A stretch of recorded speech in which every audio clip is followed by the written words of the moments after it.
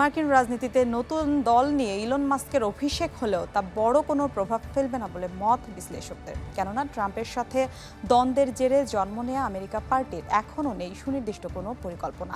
এছাড়া দলটির ডোমেইন কেনা আরেকজনের নামে, যিনি ডোমেইনের বিনিময়ে দাবি করেছেন প্রায় $7 মিলিয়ন। যুক্তরাষ্ট্রের বিগ বিউটিফুল বিলকে কেন্দ্র করে বন্ধু থেকে শত্রুতে রূপ নেয় ডোনাল্ড ট্রাম্প আর ইলন মাস্কের সম্পর্ক। প্রতিশোধ পরায়ণ হয়ে নতুন রাজনৈতিক দল নিয়ে আসে ধনকুবের ইলন মাস্ক, নাম আমেরিকা পার্টি। দাবি জনগণের স্বাধীনতা ফিরিয়ে দিতে এমন উদ্যোগ। অতীতে জনমত জরিপে তৃতীয় রাজনৈতিক দলের পক্ষে বেশি ভোট দিয়েছেন আমেরিকার জনগণ।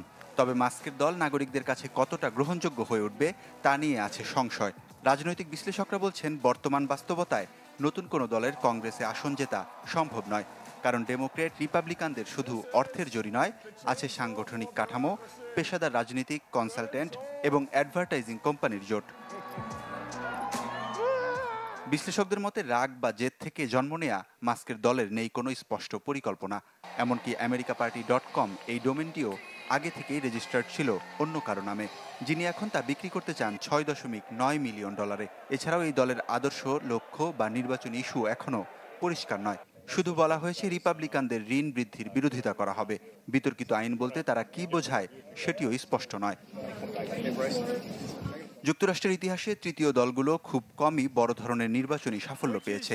তবে প্রধান দুই দলকে কোনো বিষয়ে চাপ প্রয়োগ করে সিদ্ধান্ত পরিবর্তনে ভূমিকা রাখে তারা।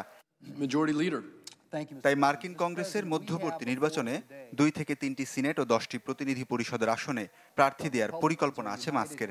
সামান্য সংখ্যক আসন হলেও এতে ডেমোক্রেট রিপাবলিকানদের টানাটানিতে কংগ্রেসে প্রভাব ফেলার সুযোগ পাবে আমেরিকা পার্টির প্রতিনিধিরা। এতে ভবিষ্যতে ট্রাম্প কিংবা অন্য কোনো রাষ্ট্রনেতার উপস্থাপিত বিল রুখে দেওয়ার সুযোগ থাকবে মাস্কের হাতে। ওয়ালিউল্লাহ ফারুক, চ্যানেল 24।